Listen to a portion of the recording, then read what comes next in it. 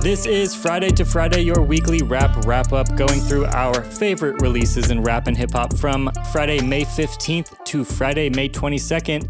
My name is Jacob. I'm a mixing and mastering engineer from Cali and your host for today. And I have with me producer and artist manager, hailing from Montreal, Canada, Matt Carrier. Yo, what's good? As well as producer, hailing from Detroit, Michigan, Gav, aka Lunar G. What's up? And last but not least, artist and producer hailing from the Twin Cities, Minnesota, Terry V. Yo. All right, I just want to first off kick it off by saying we're going to talk about the Drake release, of course. We're going to talk about that first. And we're also going to talk about some other dope music that came out from other artists this week. So stay tuned after the Drake discussion if you're here for that. Or if you don't give a fuck about Drake, we got you still covered with some other dope shit that came out this week as well. Yes, sir. So before we get into talking about our favorites from this week, here's the full list of projects released. We got JPEG Mafia with Experimental Rap. This actually came out on the 21st, the day we record. So we're actually going to cover this next week. It's kind of a rare occurrence for us, but this is just a busy week. So we want a little bit more time to breathe on the JPEG Mafia. Also, we got 414 Jungle Baby with Jungle This, Jungle That, BNYX with Genesis FM, Chip Fu with Invisible Footsteps, Chill Rob G with Survival of the Better, Genesis Owusu with Red Star Wu and the Worldwide Scourge, Kevin Gates with Lost Files The Collection, Lilo with Mastiff Pink Tiles, Lil Shine with Get Rich or Die Sippin', Lil Chic with Stuck in the Streets 3, Lord Sko with Elevator Music, Lucki with Drugs Are Bad, Maluma with Loco X Volver, Mike Teasy with Chameleon, Mozzy and WeezGotti with Blood Spilled, Nick Grant with Smile, Nutso Thuggin with Voice of the Clan, Party of Two with America's Next Top Party Extended Cut, Papa Rod with Picture Day, Quando Rondo with Until I Return, Ron Satch with Reaper's Son, Shaggy with Lottery, ShittyBoyz with Back to the Basics, Sun Real with Honest Work, Spotty with The Last O, Taeyong with Wild, T-Dark and DB with Set Your Sights Higher, Vince Spencer with Inspire Your Idols, Zay Dante with Taste, and then, of course, lastly, Drake with Iceman and Habibti and Maid of Honor. As we learned last week, Drake dropped 3 albums in one day. Yes. Let's kick right off into it. The 3-album thing, there's a lot of pushback about how bloated it is, and I find a lot of people have thought it's just become too easy to make the decision to just skip one or just not come back to one. But, word is that he was able to count all 3 towards his deal. That's the rumor. So if that is true, that would be a dope move. But it's a lot of music. Yeah, he's out of there. Some might say too much. It was hard to juggle between 3 new albums that you feel kind of like you have to listen to because of the culture and everything that's going on, and then all the other stuff that dropped that day that we only got to kind of the week after, right? But the problem is it's 3 Drake albums, but then on top of it you have Lucki, which we knew was going to be great. Mm-hmm. Then there's BNYX, and it's it keeps going on where it's it was a really competitive day. I'm the same way. I'm it's a little too much, but also now I have to really, really sit down and decide what I'm rocking with. What you're gonna listen to, yeah. And I figured, of course, Iceman on top of that list because of the 2-year, or not 2-year hiatus, because Drake has been making music, which is a narrative people were trying to throw around that Drake wasn't releasing. Drake was releasing shit. But with this one, this is obviously one of the bigger albums of the year. So I don't know. Let's get into it because I'm curious to hear what you guys. we talked a bit about it. Yeah, let's start off with Iceman specifically. All right, bet. So Iceman, it's cool. It's cool. That's. I was thinking of how I was gonna break it down. I had all of these thoughts, and I've been listening. I've been talking about it, but it just boils down to it's cool. I'm not gonna get too deep. It's. I don't know if we thought what Drake was gonna do. It's for all the dogs. CLB. It's Drake. It's Drake. I think every song though that he has "Make" in the title are the best songs on this project. What? Make them cry, make them pay, make them remember, make them know. Those are probably the best songs on this project to me. I liked all those too. And the way I interpreted that is that it feels like the use of the word them, make them, reminds me of the they from Not Like Us. They not like us. And the them kind of feels synonymous to me. I was outside a lot this week. And when Iceman dropped, like I was outside with a bunch of people and we were all talking about Iceman, but nobody was barely playing Iceman out throughout the whole weekend. There's this Art World event in Minneapolis, in North Minneapolis, this big art event. This DJ was out there spinning, doing an amazing job. Didn't play that one Drake record. It's Drake. I feel like if you hated Drake, this project is not the project that's gonna make you turn around and be like, oh, well, I'm back on Drake team now. No. If you love Drake, then you probably love this project. He didn't give us too much of anything new. A lot of subs just running at people, running back at Kendrick. I will say the hardest line is at Ross. I've been aiding Ross's streams before Aiden Ross was streaming. That one's been stuck in my head. Yeah. And so, and I will say this about the project. It was good to see Drake rapping. Like when he dropped the 1 a.m. album, which turned out to be Make Them Remember. Right. And I texted you guys and I was like, yo, Drake's talking. Like it was good to hear that type of Drake again. But the more I listened to the record, it's just like, okay.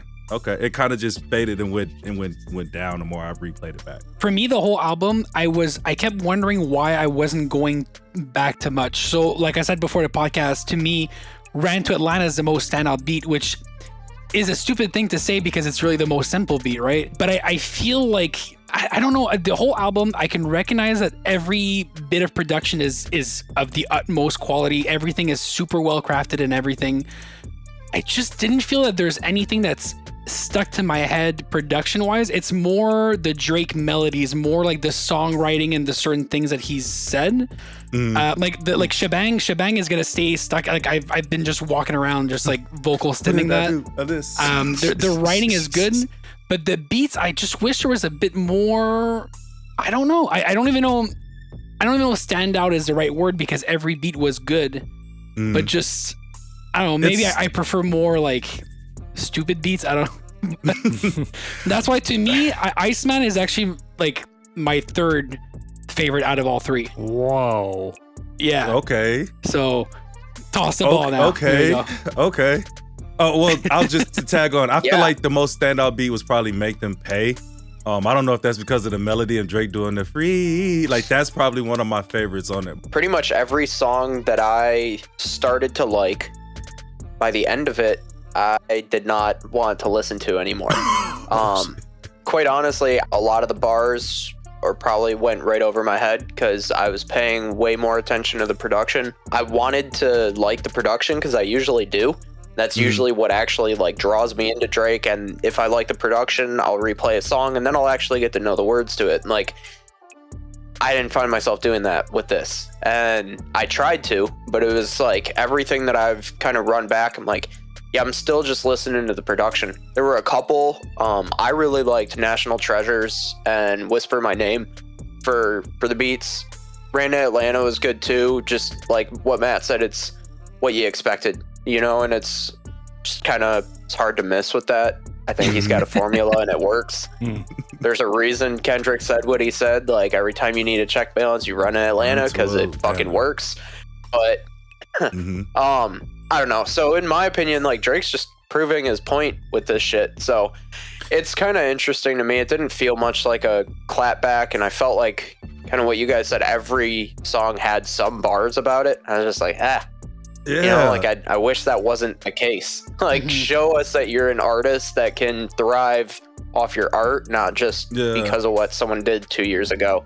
And I think there's no real growth. And that's the thing, like when you're that big of an artist as Drake, like you have to play to so many different metrics, so many different people, so many different, you know, things that you have to hit. And then you're doing a numbers thing too. Like Drake's whole thing is numbers. Even when he's talking to, like most of his clapback at Kendrick was like, you did this, but still, I still have the most numbers. I'm still big and all that. Like, and that's one of the differences in with some of these other artists who dropped this week is that artists that make you feel something, like to give you something. And I've never really went to Drake to feel anything. It's only really, no, that's a bar. But I had rapper brain. Write that down.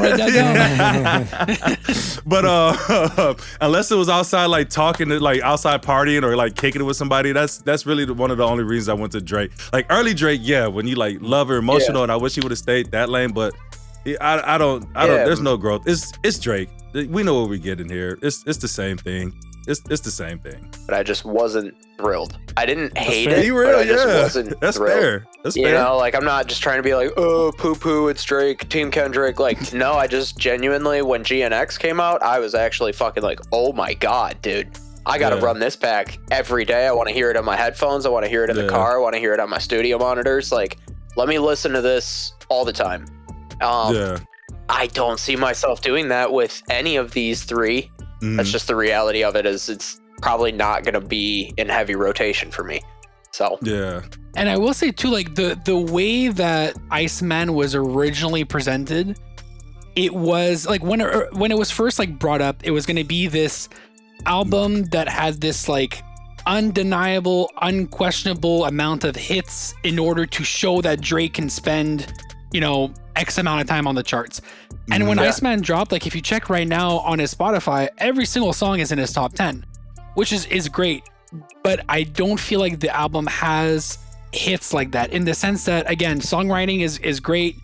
You know, he puts together some really clever kind of hooks and stuff that you don't really hear. Him and his friends. The production, him and his friends, you know, a couple of other people in the room. Production too, you know, amazing. But it doesn't like, and I'm someone who like, I know I go for like mainstream a lot. Like I'm someone who, I feel like you guys probably thought I was gonna be like Iceman is the best album of the year. I thought I was gonna be that too. I really thought, to me, like, hey, I'm not a Drake stan, but I really like Drake. So I was like, here we go, you know? They were pretty hype, yeah. Yeah, the stans really made the experience of listening to this shit unbearable. Like it's like the discourse going back and forth and people trying to play each other against others and like all this other. It's like, it's simple enough. If you like it, you like it. If you don't, you don't. You don't have to. Because you have so much love for Kendrick, you don't have to like shit on it because just for the fact that it's Drake. No. And vice versa. Just because Drake dropped it doesn't mean you have to, this is the best project in the world. Like he's changed the game with this. Like I'm not like he did it. He gave us CLB, For All the Dogs, and Scary Hours 3. This is what Iceman was, at least to me, in my opinion. Because one of the things with For All the Dogs was that, well, Drake's not rapping enough. He had to join with Cole, but he's not rapping. So then they ran it back with Scary Hours 3. And then, you know, he gave us a bit more rap and tried to keep up with Cole. But like, it's Drake. He's too big to really fail. Like, I don't think, even with the Kendrick thing, I know a lot of people were kind of hoping for his demise, but even with that, I didn't foresee like Drake falling off like Ja Rule, like 50 did Ja Rule. Drake is just too big for that to happen. He's just too big for that to happen. Agreed. For sure. And something with Drake albums that happens all the time is that I'll listen to the album and I'll go like, you know, like I only liked a couple of songs, whatever. And then 2-3 months later, the songs start playing a lot on the radio and whatever. And then like Drake songs have a way of coming back and sticking at some point. So I'm sure that maybe in a couple of months, some Iceman songs will kind of like gain some traction or whatever. But for me right now, really like there's not much that I'm excited to go back to. And there's not much that's like stuck in my head from Iceman. No, usually there's like a standout. This is the song they dumped everything into. Like they tried to make sure this song popped. Like Jimmy Cooks. I thought that was Shebang to me. Shebang was like, it's. I think Shebang got skipped. Shebang. I'm not even gonna lie. I skipped through it because I liked the beat, but I was like, I can't fuck with like the bars. Shebang. I don't even remember what it was, but it was just bothering me, and so I kind of skipped through it. I was like, this shit's boring. That's not a personal favorite for me, but when I heard it, I was like, oh, this is a club radio song for sure.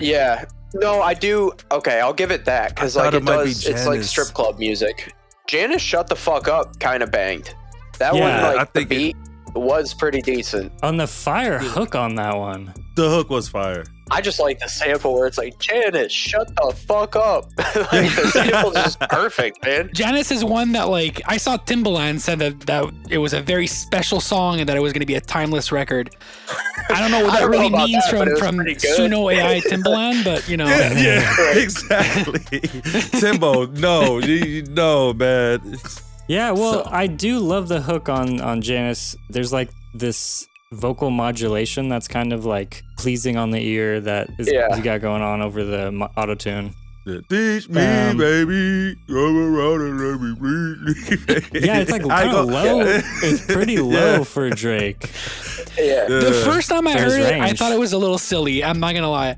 But then after I realized, so you're an engineer, you can tell me, is it like did he like melodyne pitch down his voice or It something? sounds like it's modulated artificially, yeah. Okay. But yeah. Because it started growing on me after the second, third time. I was like, okay. Yeah, that's one of my favorites on the album, actually. Yeah. But Yeah. there was so many beat switches, not on just that one, but on the whole thing, that it's like almost beat switch fatigue. It's like too many. Make Them Pay is the one that I listened to it, and I really, really, really liked the way it started. I did not like that fucking beat switch. It actually made me not playlist the song, but the beginning of it's fire as fuck. You just reminded me when Did I Miss dropped the single. I remember specifically, I much prefer the second half of the beat than the first one. Because like the first half isn't bad. It's just I would want the second half as its own song so I can save it and only listen to it. Yeah. You know, back in the day, I would have went as far as to like, you know, editing it myself, like downloading the song off LimeWire, cutting it in half, and like, but you can't do that on Spotify, right? So No. What Did I Miss was the worst song on the album. It was a miss. I don't know how that was a single. Like, What I Miss was a miss. there was so long between What Did I Miss and Iceman actually coming out, but I thought the rest of the album was so much better than What Did I Miss. I just thought like he might have really needed that extra time during the rollout to get inspired and just put the album together in a way that was gonna make sense and maybe figure out the label aspect of it too. But that should have been pulled off the album. That should have just been a single and then just stayed a single. When What Did I Miss first came out, I was like, whatever. I kind of like it a little bit more that it's on the album. This second go that's time funny. around. I found it fit well on the album. Oh, interesting. Okay. But again, the next time I hear some of these songs will probably be if I'm outside and somebody's playing it. Maybe Janice shut the fuck up just for the hook, but outside of that, and that's my point. Like again, like I don't think this album was bad. I don't think it was terrible. It just was me neither. It's cool. Like I said, it's cool. I actually thought it was It's cool. better than I thought it was gonna be, for sure. Cause like I kind of was like this Kendrick fan over here being like, whatever, like I'm kind of ready to not like it. But I did like it. I thought the production, although like my only real complaint with the production was the beat switch fatigue. I actually thought, to me, the production was exceptional overall. I really liked it. So in it for the beats, but I stayed for some good hooks. And then there's just the cultural story aspect of all the shit talking he had to do. He didn't just throw shots at Kendrick. He threw shots at like all his ops. Period. Everybody. Man. Yeah. Out of all the ops right now and all the beef and everything that's going on, the only person that's currently disappointing me is Rick Ross, because I don't like the way that he's moving. Where Kendrick and a lot of the people that were involved in this beef, they seem to have moved on and do their own thing. Rick Ross is still doing interviews and still talking about how like Drake was never one of them and like he only worked with them because he was helping out Young Money, and how like it feels like a bit of a lie in the sense of like, I'm sure you had some good times with Drake, man. I'm sure you spent some time in the studio. Like maybe Ashton Martin music from 2013, maybe that's when you had to help like Young Money. But I don't think like Money in the Grave and stuff like that is like, oh, I was forced to make music with Drake, you know? Like everyone just get along. The beef is over. Be friends, make music together. If Future was able to do it, 21 was able to do it, I'm sure Rick Ross can do it. I'd say he tried to do it. And I like 21, so that sucked. Yeah. Bees on the table, bees on the table. Most boring hook. That's actually all I heard of the song, Bees and then on I the turned it table. off. I actually like Matt's take better. I would have used that over 21's take. Thank you. That's crazy. That's Iceman. Yeah, so that's Iceman. Last thing, not on Iceman, but just on the 3 album thing in general. I thought that Drake really sort of put himself in a box with the way that they were organized. It's not new that, you know, he's kind of in a box, but it's just so literal with these albums. I can do this, and then I can also do this. Yeah, but then so I can also do it's this. literally like a rap album, an R&B album, and an EDM album. The rap beats on Iceman, they are basically either a slow soul sample beat or an Atlanta trap beat. with a beat switch that is unnecessary and sometimes makes the song not good. Yeah. Like, So I just thought like he really put himself into a box so literally with just being like, here's the things I can do. And it was so much at once. Oh, I actually did have one more note. I got to talk my shit on Too Hard for the Radio. I gotta go, guys. Go off. So everybody clear out. Clear out. Well, first of all, just like Drake just didn't do a good job over this Bay Area style beat. Now I understand the issue. So this beat is like supposed to be like getting at Kendrick. It's like the exact same tempo and like cadence as Not Like Us. Yeah. It's like exactly that same tempo. It's just a big old miss for me. It was like disrespectful and I didn't enjoy it sonically either. So I enjoyed Too Hard for the Radio. And I'm not gonna lie, you had texted in the group chat like that it was he was like laughing at Squabble Up or whatever, and I think I just didn't like realize it. I was listening to it and I was like, oh, I like it. Now I'm realizing that yes, it's a song that is definitely mocking. Right. I think I liked it because I generally like to hear artists on things that they don't usually go on. I love that stuff. So maybe that's why for me, Too Hard for the Radio was like, oh, it's Drake on something that I don't usually hear him on. But now understanding that it's definitely, culture jacking a little bit. But which he's been doing. It's just like the BBL Drizzy. Like he's just playing into all the other stuff, trying to be like, ha. But All right, Jake, real quick. What's your shirt? I'm just trying to look at your shirt. Does that say Boogeyman? Is that the Kendrick? Yeah.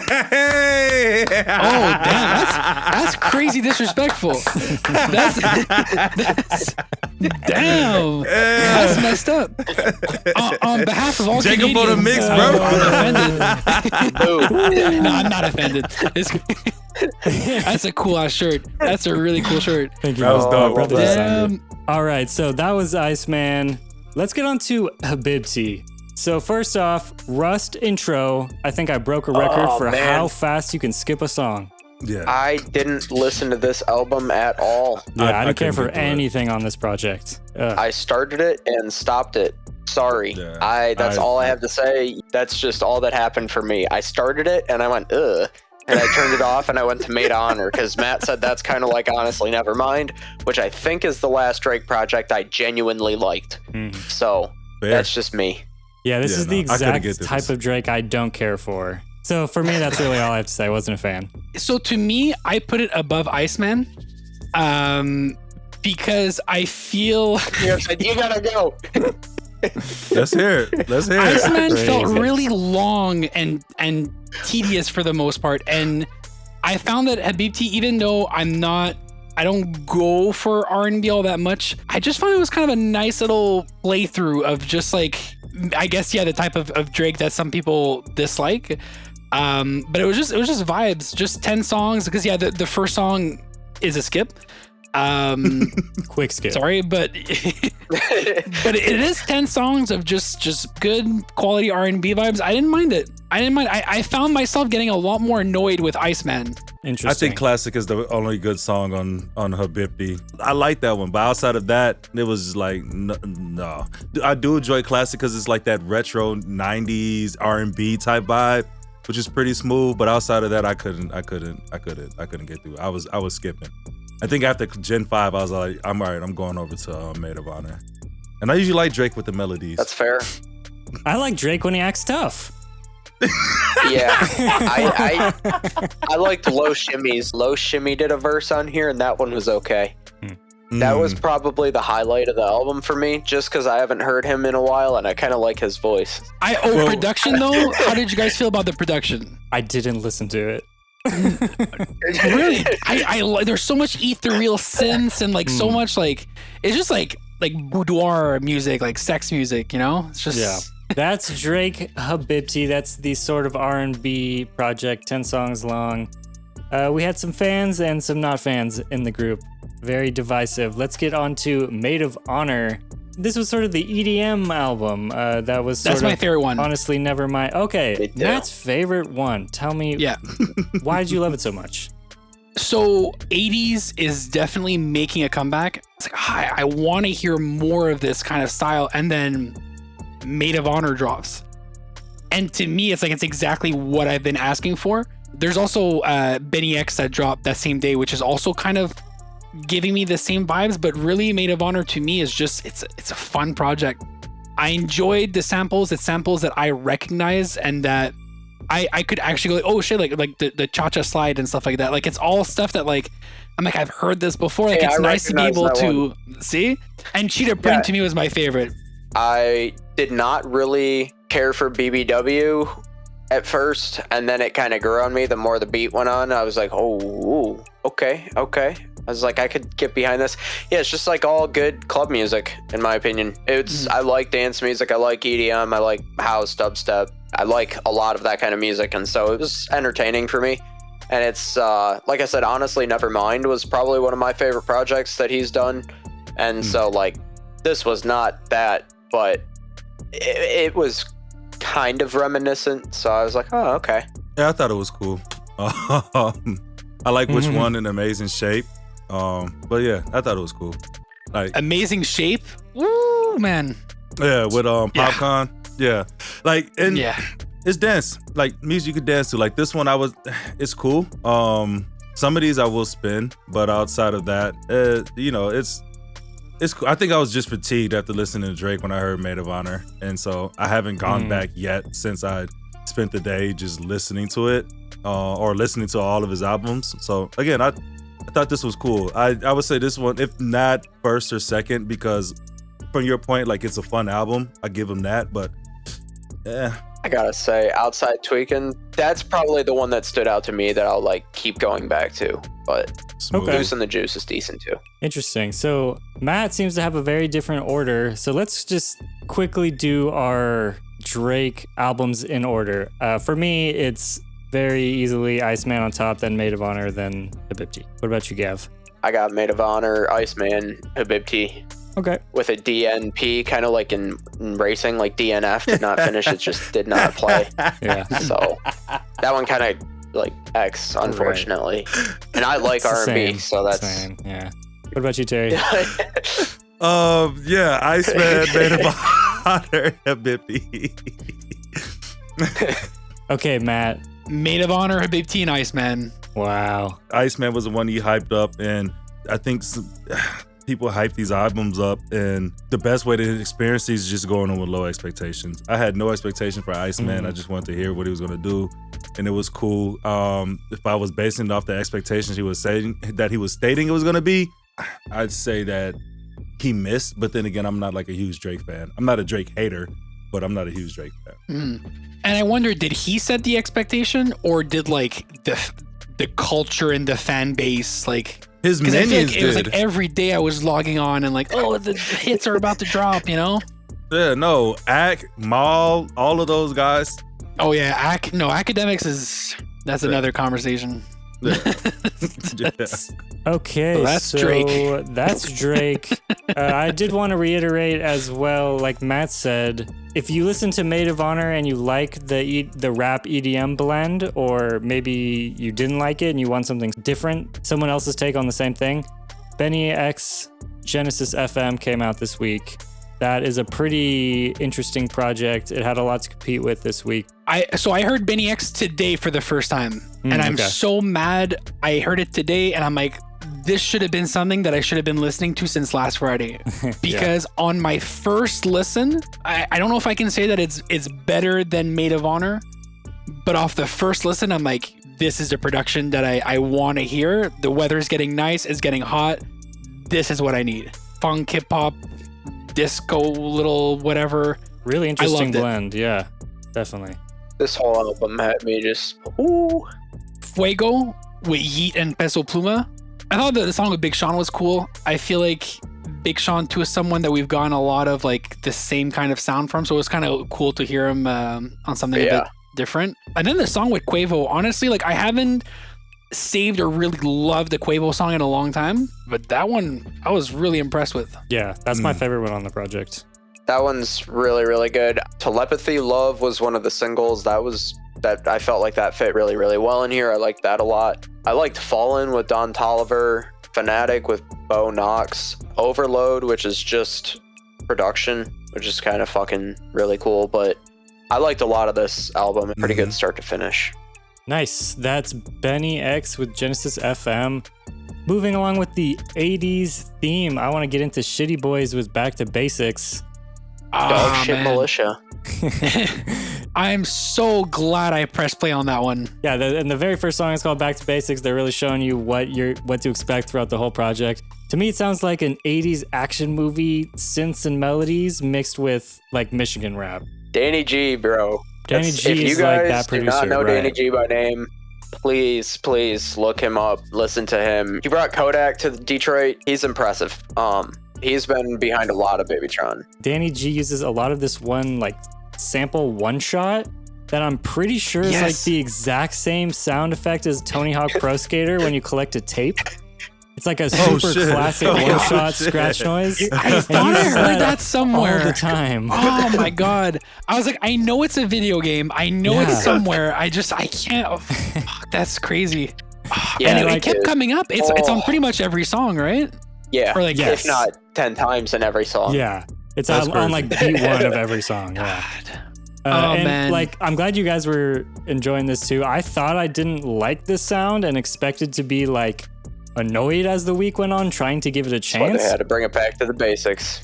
But it was actually the opposite. It grew on me more and more throughout the week, and now I'm totally fucking with it. It's like this sound just kind of clicked with me this week. Yeah. My standouts were Timeout, Geek Squad, and Lord Sidious. Those ones were my favorite, but really works A to Z. Yeah. I have no standouts because of that reason. Because I've only done it from A to Z. There's nothing that I'm like, I need to skip that one. So maybe next week I'll have standouts, but really for now, for me, it was A to Z. It's 13 songs. It's 30 minutes. What is 30 minutes in a day, right? Like, it's such an easy listen. I loved it. And I didn't know who the hell, like, I had seen the name before, but I think I always thought that it was like comedy rap or parody rap or something. It's like ShittyBoyz. I was like, that can't be a real name, right? And then I saw you talking about it and I was like, okay, well, I should check it out. I'm like, okay, I know Babytron, of course, man. I'm so glad I found this. Well, I'm so glad that you helped me find this because this is my sound for real. Yeah. Nice. Yeah, it's kind of like based on plays, it's pretty slept on. The biggest song has like 163,000 plays, and that's Timeout. But dude, this whole album is so fire. I really like Fetty Mula and Guala. That's an energy beat. Killian Hayes, that one's fire. Just everything. The little like fucking Beavis and Butthead noises at the beginning of Fetty Mula Guala. The whole thing, like you guys said, works start to finish because it blends together like really well. There's a couple songs that like clearly kind of break and like change up a little bit, and like you're like, oh, that's a new song. But there are a couple songs where I'm like, oh shit, was that this one or that one? Yeah. Like it just plays really well I together. didn't realize I finished the album the first time. Like I was like, oh, I heard this one before. Yeah. And I was happy with the fact that this is 13 songs where the vibe is immaculate throughout all 13. That's a rare thing to find nowadays. And it really, this to me, and it's why I was maybe a little bit mean about Drake, but this really put in perspective to me what could be done with an album. In the sense, like, these are 13 songs. I didn't need to skip anything. I wouldn't change anything about it. But then you have something like Iceman, which is supposed to be, $1 billion budget, and it's 18 songs. And it's like, I didn't have that like need to keep listening to it, Yeah. So really, man, ShittyBoyz, they've got me as a fan. 100% locked in. Yeah. Awesome. That's ShittyBoyz with Back to the Basics. And speaking of vibes, let's talk about Lucki with Drugs Are Bad. We got a couple features from V's, also features from China, Lil Baby, and Yachty on the bonus song I Don't Care. That was one of my favorites. Lil Bo, there's some funny vocal samples from like movies and TV shows in between the songs. Man, so many funny ones. I loved Twin Flow with V's. Another Detroit rapper, just want to say. Shout out my boy Wills, worked with him, engineered him and shit. Nice. Oh, dope. Yeah, I'm a fan of V's for sure. And I like to see Rilo again. I feel like in 2025, that's a lot of people were asking for more. In 2026, we've been getting quite a few. I've had the Nuppy intro stuck in my head. Like that first song, My other favorites good. were Super Tune, Madness, Round Trip Ski, and Yesterday on My Face. Certain songs just like hit this weird pocket where like I just get something out of it that I've never got out of a song before. It's like just like tickles this weird That's little part of lucky. my brain where I'm like, I didn't know that I was interested in that until like I heard it. And it's like almost I didn't know I was interested in it until I heard it like the third time. And then I was like, oh, I'm playlisting that. It's That's actually like really good. And shout out to Lucki for he had Lil Baby, which is a huge feature.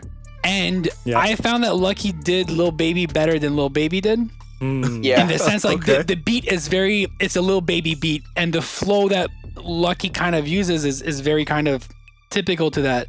And as a lot of people have been talking about, Lil Baby's kind of, I don't want to say falling off, but like for the most part, people are wanting a little bit more from him. Yeah. So to see Lucki be able to do it and do it better is kind of like, well, you know, I guess all we need is Lucki from now on, you know? Dude, I just want to say, looking at this album, I've pulled it up on Spotify right now. The first 9 songs, they are all over 1 million plays.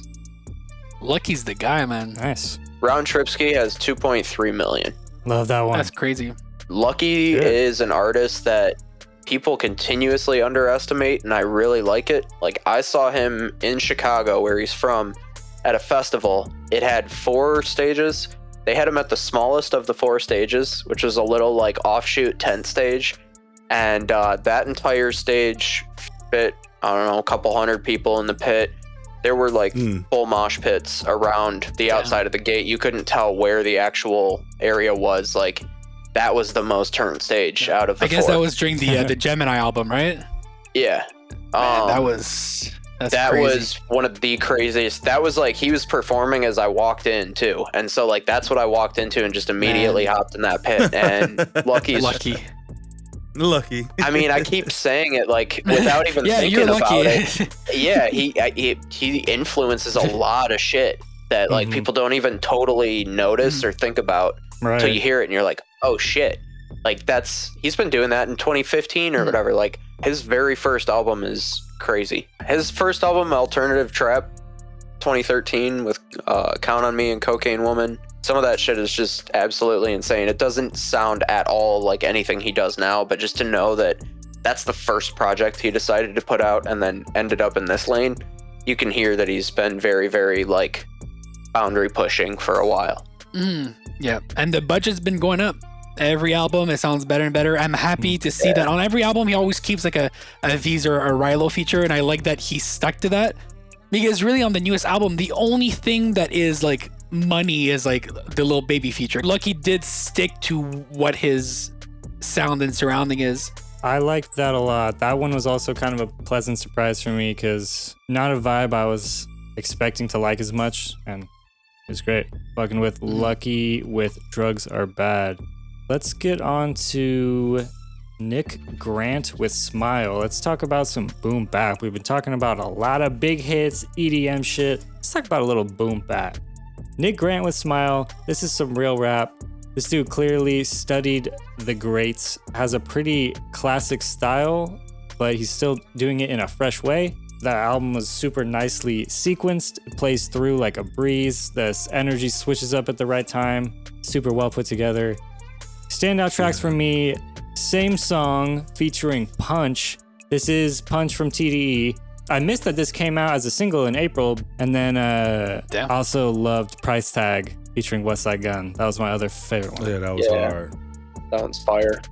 Razor Ramon too. I was gonna say Razor Ramon, yes. One of my, I like that one a lot. Sci-Hi, I like Sci-Hi. I like a lot of stuff that I hear from him. Sci-Hi's got the pen. I know he's busy. He writes a lot, right, for other people. So a lot of other that's artists. a busy guy. He's barred up. Yeah. Nick Grant snapped on this project. This is my first time listening to Nick Grant. I think this was probably my favorite that dropped this week. Well, no, not probably. This is my favorite project that dropped this week. This Smile album I had on repeat, man. I was blasted in it. I just got some new speakers too, so I've been listening to a lot of dope shit, and I had to blast this on there. Like on same song, like that flow, introspective, get your hands high, like that shit. Right. Yeah. Real rap. Really rappity rap. Yeah, that's really cool. I also really like Backup featuring BJ the Chicago Kid as well. That had a cool hook. Yeah. Nice to hear him. Yeah. Yeah, I love that this was your favorite album of the week. It was way up there for me. Mm-hmm. I liked it a lot. Definitely gonna keep my eye out on Nick Grant in the future. This was also my first project from him. Okay, yeah. Got my attention. I'm paying attention now, Nick Grant. Yeah, really good pick. Really good pick. Hell yeah. So that's Nick Grant with Smile, and let's talk about Lord Sko with Elevator music, fully produced by Static Selecta. These beats are everything you'd expect them to be. The beats are smacking on this thing. My favorites were Northern Lights featuring Be Real and Smoke DZA, and then NWO featuring a lot of people, featuring Andre Lawrence, Life of Thom, Rakim Ali, Kai Cash, and Marco Plus. Those are my two faves. I'd add in Donnie Brasco and Wonder. I second that. Okay, I gotta say also Wish Upon a Star. Wish Upon a Star. Sorry. All right, so pretty diverse list. Pretty much the whole fucking album. Like you were saying, boom bap. Static Selector's beats are I love his melodic jazzy beats too, which you got a lot of this on there. Ab-Soul was on here. This was Dave E sounded really good in this too. Like I actually really liked it. No, I totally agree with what you're saying, man. Yeah, I think sometimes you gotta stick in your bag. Like Lord Sko did it on this project, and this is a perfect example of it. Even that Nick Grant project we just talked about too. Like he wasn't trying to. Yeah. And I don't know his style or anything like that, but just off that one album listen, you can tell he's all about his pen, and he lets his pen carry the weight. And just dope beat selection. Just not really trying to branch out and I impress you guys. No, I'm dropping dope shit, and you guys are gonna listen to it and fuck with it. Amen. Yeah, listen to the Lord Sko joint. It does have this cool ass elevator music vibe to it. Like the name is perfect for it. I love it. I like the cover art too. I don't usually comment on cover arts, but it's just like it's really catching my attention. Yeah. Nice. Really dope project. Yeah. Shout out hip hop. They said it's dead, but it's alive and well.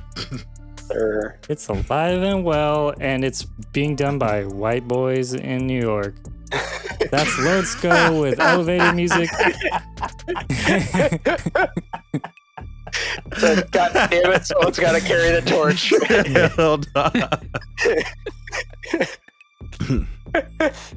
Let's see. Jacob. So I have a couple picks left. All right, next, let's talk about Party of Two with America's Next Top Party extended cut. It's a deluxe of last year's America's Next Top Party. This is a duo previously known as Group Therapy, if you've heard of Group Therapy, with TJ Online, but they have now rebranded as a duo with remaining members Jada Grace and Swim. Also slightly adding to the confusion, Swim used to go by Koi, but all three of them used to be childhood actors and I believe are still acting, which could have something to do with why TJ Online left the group, but I couldn't find any official reason why he left. But now they've rebranded as Party of Two, and this is their first full-length project. It's one of those new school style genre blending that we seeing more and more these days, and I love that. It's like modern rap, but then you got EDM, 80s rap, R&B, trap, pop, there's some rock hooks. Just crazy versatile. You will not get bored with this album. Out of Body had this big rock chorus, and then the verses break down into like a 2000s like Neptunes beat. It's just this crazy genre mashup to go between those two. And then Friendly Fire. Any hip hop fan should check this out. The two of them are going back and forth, dissing each other on their own song as a duo in a friendly way, and it's really fun. It's super hip hop, and it's such a smart way to prove that they work as a duo because it shows that they have tons of chemistry. The production's crazy on it too. It's just like this clean ass crispy drum break. Hey, y'all got me hyped on I got like 3 albums right now that I know the second we're done this podcast I'm putting on. Oh, I know these actors. Sorry, I was just checking the Party of Two actors. Okay, the one of the guys, the guy from Are We There Yet? Oh, he's got like acting credits in a lot of TV shows. Okay. Yeah, I think a couple of them were in like one of like either Disney or some like legit big shows. Well, I'm so glad to hear people from Disney doing shit like this, because Punk Bitch is one of my favorite projects or songs that I've heard in a long time. I gotta say, Nice, yeah. that is so fire. Yep. Poser, which I think a lot of people fuck with, considering it's got fucking 30 million plays. That one's fire too. But just like you said, Jacob, this whole project is really cool. They slip in and out of different kinds of genres, different like flows, different ideas. It was like a showcase, and I like when we've been getting a couple of those kind of projects. So I've been liking stuff like that. I don't know who's producing it, if it's them or someone else, but production's fucking really cool. I like it a lot. Awesome. Yeah, that's Party of Two with America's Next Top Party Extended Cut. So Matt, you want to talk about Kevin Gates with Lost Files, the collection? I didn't get a chance to check this out, but tell us about it. Yeah, so I whenever I see albums where it's like, releases from the vault or the lost, songs or whatever, I tend not to really click on them, or if I do, it's going to be like one day when I have time. I saw that the first song had Zeddy Will. I have loved Zeddy Will this year. I don't know if you would call it TikTok music, but he's very good at putting together these catchy ass hooks that just do really well on TikTok. So I was like, yeah, I have to give this a listen. The thing with Kevin Gates is he's always good. He's never bad. He doesn't have any garbage music. It's always consistently good. The guy can write hooks. The guy can write, verses. The flow is always impeccable. But usually because of that, it's never really exciting for the most part, especially because he drops like an album or two a year, right?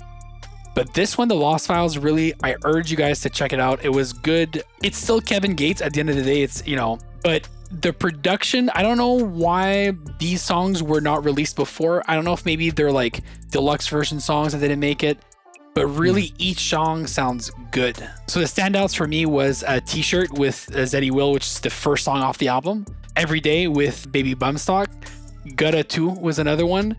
Other than that, honestly, it's 19 songs, so it's quite a bit, especially with everything else that came out. But I listened to it, the entire thing, and I didn't feel like it was too much Kevin Gates. This one, I didn't get any Kevin fatigue. I'm gonna still go back and pick out more saves, but I'm sure over the next days I'm gonna find a bunch more. That's the Kevin Gates magic.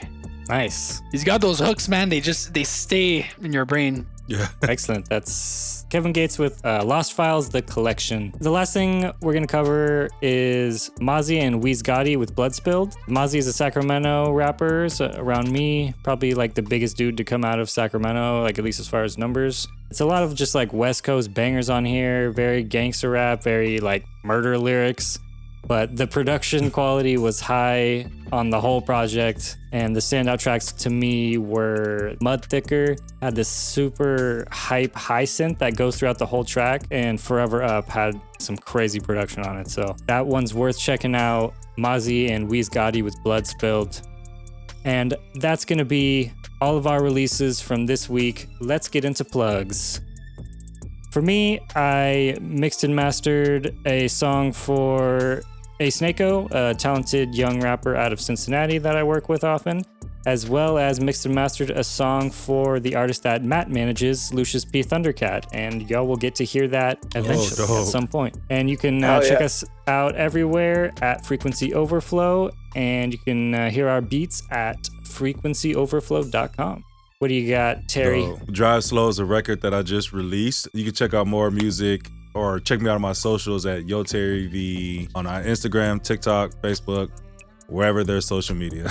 All right, what you got, Kev? Nice. I've just been working on cooking up some beats, trying to kind of go through all my stuff, get it all organized, figure out what's going where, but trying to stay busy with it. So you can check me out everywhere, though, at prodbylunar.g. Dope. Yeah, and you sent a pretty dope beat to the group chat that Yes. I was saying, maybe Terry should get on that beat. So we might have a Lunar V crossover Figure going. something out here, yeah. We'll see what happens. But what do you got, Matt? So you can follow me everywhere, Matt Carrier. Follow my artist, Lucius P. Thundercat. What have I done this week? Basically, most of the week that was not dedicated to catching up on music, I spent on listening to the mix that Jacob was making. I tend to spend hours and hours with songs on repeat to really get everything. Awesome. So releases coming up next week. We got Big Sad 1900 with Colored by Emotion, Taeyong with Wild, Blady with Sulfur Surfer, Black with Love is the New Gangsta, Fake Mink with Terrified, and French Montana and Max B with Wave Gods 2 Cosmo Brothers. Thank you, listeners. Like and subscribe on YouTube. Rate us 5 stars on Spotify and Apple Podcasts. You can follow the podcast on Instagram at Friday to Friday Podcast. You can save the Friday to Friday Spotify playlist to follow along with what we're listening to throughout the week. It's what we use to listen to the weekly releases, and you can too. You can find that link in the description. Our intro and outro music by Lunar G. Podcast edited by me, Jacob from Frequency Overflow. And please join us every week to stay in tune with hip-hop releases from Friday to Friday. Peace.